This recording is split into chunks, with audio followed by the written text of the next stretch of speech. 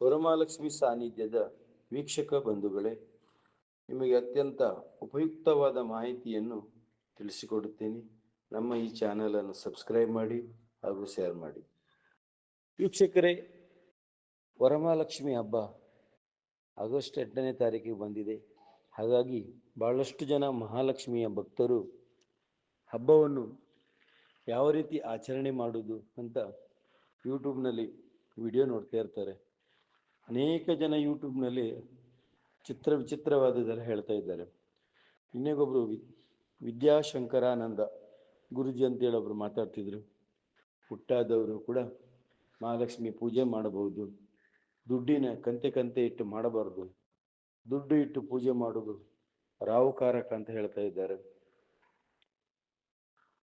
ಅವರವರ ಒಂದು ಬುದ್ಧಿಶಕ್ತಿ ಸಾಮರ್ಥ್ಯಕ್ಕೆ ತಕ್ಕಂತೆ ಹೇಳ್ತಾರೆ.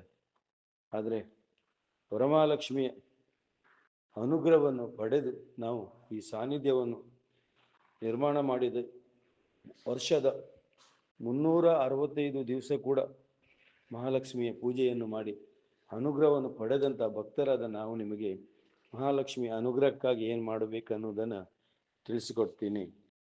ವೀಕ್ಷಕರೇ, ಮಹಾಲಕ್ಷ್ಮಿಯ ಬಗ್ಗೆ ಈಗ ಒಂದು ಗುಣಗಾನ ಇದೆ.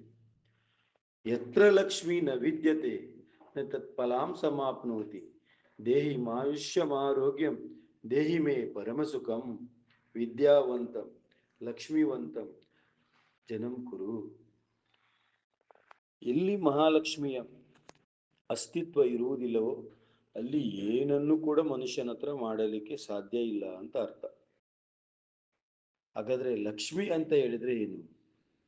ಲಕ್ಷ್ಮಿ ಅಂತ ಹೇಳಿದ್ರೆ ಸತ್ಕರ್ಮದ ಪುಣ್ಯದ ಫಲ. ಎಲ್ಲಿ ಲಕ್ಷ್ಮಿ ವಾಸವಾಗಿರ್ತಾಳೆ ಅಂದ್ರೆ ಯಾರ ಜೊತೆಗೆ ಸತ್ಕರ್ಮದ ಫಲ ಇರುತ್ತೆ ಅವರ ಬೆನ್ನಿಗೆ ಮಾತ್ರ ಮಹಾಲಕ್ಷ್ಮಿಯ ಅನುಗ್ರಹ ಇರುತ್ತೆ. ಯಾರು ಪಾಪವನ್ನು ಮಾಡ್ಕೊಂಡೇ ಜೀವನ ಮಾಡ್ತಾನೆ, ಕೆಟ್ಟದ ಕರ್ಮವನ್ನೇ ಮಾಡ್ಕೊಂಡು ಬದುಕ್ತಾನೆ, ಅಲ್ಲಿ ಲಕ್ಷ್ಮಿಯ ಅಸ್ತಿತ್ವ ಇರುವುದಿಲ್ಲ. ರೋಗ ರುಜಿನಗಳು, ಸಾಲಬಾಧೆ, ಮತ್ತೊಂದು ರೀತಿಯ ಕಷ್ಟವನ್ನು ಅನುಭವಿಸಿ ದುಃಖವನ್ನು ಅನುಭವಿಸ್ತಾನೆ. ಎಲ್ಲಿ ಪುಣ್ಯ ಫಲ ಇರುತ್ತೆ ಅಲ್ಲಿ ಲಕ್ಷ್ಮಿಯ ಅಸ್ತಿತ್ವ ಇರ್ತದೆ. ಹಾಗಾಗಿ ಪುಣ್ಯ ಫಲ ಸಂಪಾದನೆ ಮಾಡುವುದೇನು? ವರಮಹಾಲಕ್ಷ್ಮಿ ಹಬ್ಬದ ದಿನ ಬಹಳಷ್ಟು ಜನ ಮಹಾಲಕ್ಷ್ಮಿಗೆ ತುಂಬಾ ಹಣ ಖರ್ಚು ಮಾಡಿ ಹಬ್ಬ ಮಾಡ್ತಾರೆ. ತುಂಬಾ ಅಲಂಕಾರ ಮಾಡ್ತಾರೆ. ಅಲಂಕಾರಕ್ಕಂತಾನೆ ಸಾವಿರಾರು ರೂಪಾಯಿಯನ್ನು ಖರ್ಚು ಮಾಡ್ತಾರೆ. ಇದಲ್ಲ, ಪುಣ್ಯ ಸಂಪಾದನೆ ಮಾಡುವುದಂತ ಹೇಳಿದ್ರೆ ಅಲಂಕಾರ ಮಾಡುವುದಲ್ಲ. ಪುಣ್ಯ ಸಂಪಾದನೆ ಮಾಡುವುದಂತ ಹೇಳಿದ್ರೆ 10-20 ಜನ ಮುತ್ತೈದೆಯರನ್ನು ಕರೆದು, ಬಡವರನ್ನು ಕರೆದು ಅವರಿಗೆ ತಿನ್ನುವುದಕ್ಕೆ ಅನ್ನಹಾರವನ್ನು ಕೊಡಬೇಕು. ಬಾಗಿನ ರೂಪದಲ್ಲಿ ಮುತ್ತೈದೆಯಾದವರಿಗೆ ಬಾಗಿನ ಕೊಡಬೇಕು. ಬಡವರಿಗೆ ಅನ್ನದಾನ ಮಾಡಬೇಕು. ಗೋವುಗಳಿಗೆ ಅಥವಾ ಪ್ರಾಣಿ ಪಕ್ಷಿಗಳಿಗೆ ಅನ್ನಹಾರವನ್ನು ಕೊಡಬೇಕು. ಅವರು ತಿಂದಂತ ಜೀವಾತ್ಮಗಳು ತೃಪ್ತವಾಗಿ ನಮ್ಮನ್ನು ಹರಿಸ್ತದೆ. ಅನ್ನದಾತ ಸುಖೀಭವ ಅಂತೇಳಿ ಒಳಗಿನ ಅಂತರಾತ್ಮ ನುಡಿತದೆ. ತಿಂದವರು ಮನುಷ್ಯನಿಗೆ ಏನು ಕೊಟ್ಟರೂ ತೃಪ್ತಿ ಪಡಿಸ್ಲಿಕ್ಕಾಗುವುದಿಲ್ಲ, ಅದು ಯಾವುದೇ ಜೀವಿಗಳಿಗಾಗಲಿ. ಆದರೆ ಹೊಟ್ಟೆ ತುಂಬ ಅನ್ನಹಾರವನ್ನು ಕೊಟ್ಟಾಗ ಅವರು ತಿಂದು ಅವರು ತೇಗಿ ನಮ್ಮನ್ನು ಹರಿಸ್ತಾರೆ. ಅದೇ ದೊಡ್ಡದು ಸತ್ಕರ್ಮ. ಆ ಸತ್ಕರ್ಮದ ಫಲದಿಂದ ಲಕ್ಷ್ಮಿ ನಮ್ಮ ಮನೆಯಲ್ಲಿ ನೆಲೆಸ್ತಾಳೆ, ಶಾಶ್ವತವಾಗಿ ಇರ್ತದೆ.